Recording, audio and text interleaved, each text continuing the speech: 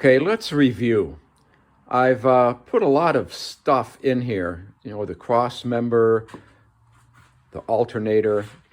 I put on the coil, hooked up some wires, and I placed a distributor in there. That is my brand new electronic distributor I purchased from British Parts Northwest out of Portland. It is listed for a TR250 or not a TR6. So it has to be fitted. And I have to do that yet and hook up the fuel line and the tachometer. And I never got around to the speedometer cable under there. I also have to put in the radiator, the grill, the cowling, the air shroud that goes in front of the radiator, the evaporative carbon bottle for the fuel tank, and of course the intake and exhaust manifolds. So I'm not sure where to start today. I think I'm going to start with the exhaust manifold. I'll hook that up to the tailpipe and just put it on the cylinder head for now until it's time to put the intake manifold on. So let's get started with that. Oh, one thing I did that I didn't videotape, I should probably mention, is at this point with the engine in the car, it's a good idea to make sure the clutch works. So I hooked up the clutch slave cylinder yesterday, and what I did was turn the engine over with the transmission in neutral, and of course the engine turned over. I then put the transmission in gear and turned the engine over, which of course it turned over, and the tail shaft on the transmission turned. I then pushed down the clutch pedal while turning the engine over, and the tail shaft did not turn. So the clutch is engaging and disengaging properly, or at least it's disengaging and engaging. Properly will be determined once the engine is running.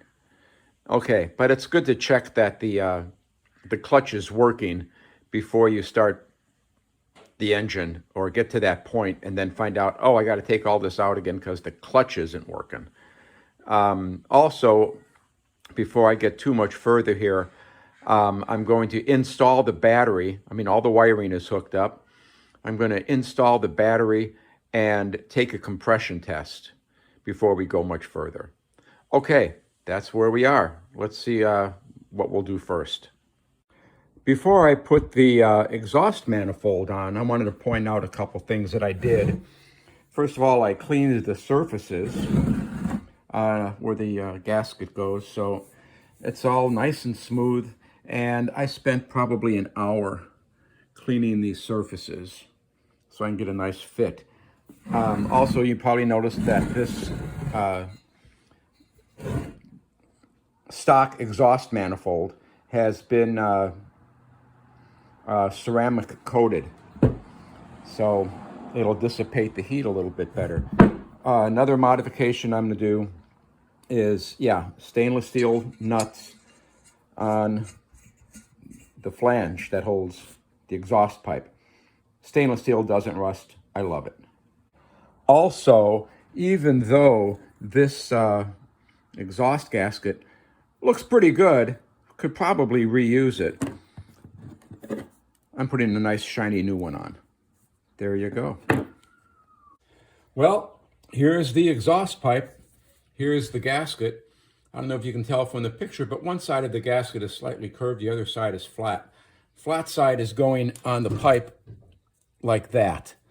Okay, now I'm going to take my exhaust manifold and try to drop it on the pipe. And of course, that's not going to work because the pipe is sitting on the garage floor. So what I'm going to do is have to get under there and raise that pipe up. Okay, that pipe is raised up. I have some 2x4s under there lifting it. And now the point here is to put the manifold on, get the bolts in the holes, get the washers and the nuts on there snug, and then put the manifold on the cylinder head and then tighten the bolts on the exhaust pipe. So we're going to drop this, hopefully, maybe,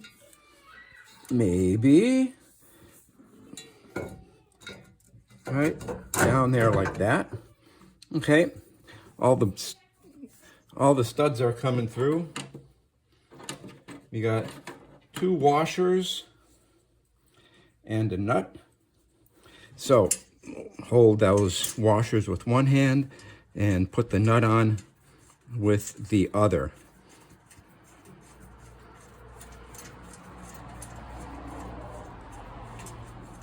There's one washer nut. This one I can't get both hands on, so I'll just do it with one hand.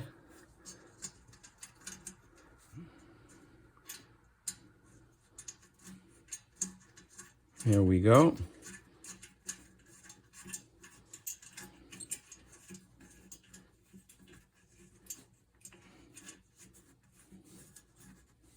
Okay, and then the third one, again, washer nut. I have them in one hand like this. And just get under there.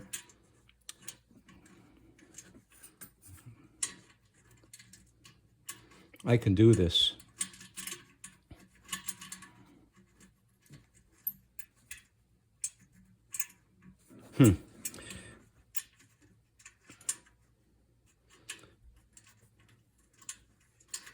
There we go. Had to get the nut on squarely. If it doesn't go on, you know, when I do this, I always test the nuts on the threads to make sure that they go on freely.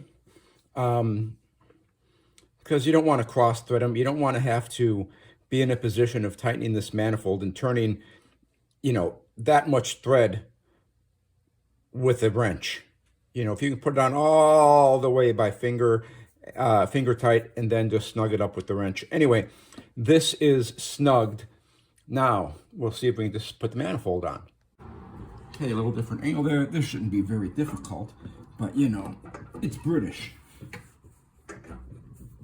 Oh, you know what would make this a lot easier? If I went under there and got these blocks of wood out of the way.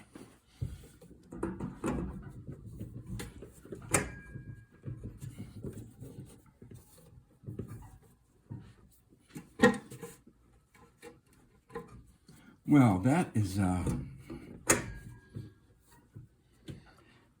not fitting properly. We'll have to come back to this and figure out why that pipe is a little twisted. Okay, no big deal. The manifold is in place. We have the gasket on there, and it's tightened up down there. What the problem was is the drive shaft, and me pushing the car around. The drive shaft kind of slid between the exhaust pipe and the frame and moved the exhaust pipe to where I couldn't move the exhaust pipe in the proper position to get the manifold on. So that's taken care of. Let's move on.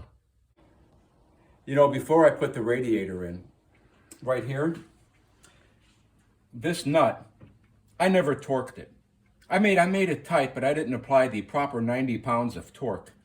So I'm going to do that now before I fill in this area. So the first thing I'm going to do is get my least favorite screwdriver, and I'm going to put it in this hole, like that. I get my torque wrench out, put it on here, and turn this to right about there, maybe. And then I'm going to get my big piece of steel and put it in between the screwdriver there and the crankshaft. Okay, let's see if we can click 90.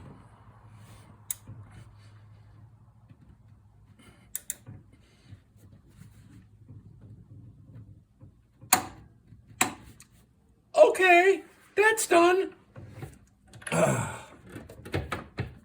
Maybe. Okay. 90 pounds. Now we can put the radiator in.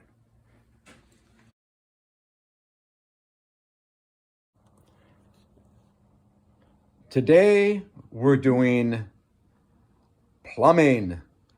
I've installed the radiator. I put the fan in. I have the lower radiator hose attached. And we'll be putting the gooseneck on with the upper hose before we put on the intake manifold. And of course, I'll be putting the shroud in front of the radiator. However, what I wanted to bring to your attention was this little bad boy right here. This is an electric cooling fan. And what I did is I have this lovely red wire here running to the fuse box. So it's on its own fuse and it is hot all the time. How does it know when to kick in? Well, I don't know if you can see down there is a thermal switch in the lower heater hose tube. Now, that tube I purchased at Pacific Parts Northwest along with the thermal switch, and the switch will kick in at about 92 degrees Celsius and turn off at 82 degrees Celsius, I think. To translate, that comes out to about 197 degrees is when it will kick in, and it will kick off at about 188. Now, I also have the original cooling fan installed, so this is theoretically only going to kick in when I'm sitting in traffic and the engine starts to run a little hot. So one other thing I did is, as I mentioned, I have this wired hot all the time. So right now, if it was 97 degrees whatever, it would kick in. And I may change that to only hot when the key is on. That way the fan won't run like forever trying to cool down the water in that pipe when the radiator may be cool enough. And then I'd come back to a car with a dead battery. So we're going to leave it like this, wired hot all the time to do the initial start on the engine, but I think I'm going to change that to hot when the ignition is on. So that's it. We're going to finish plumbing this up and then move on to our next project.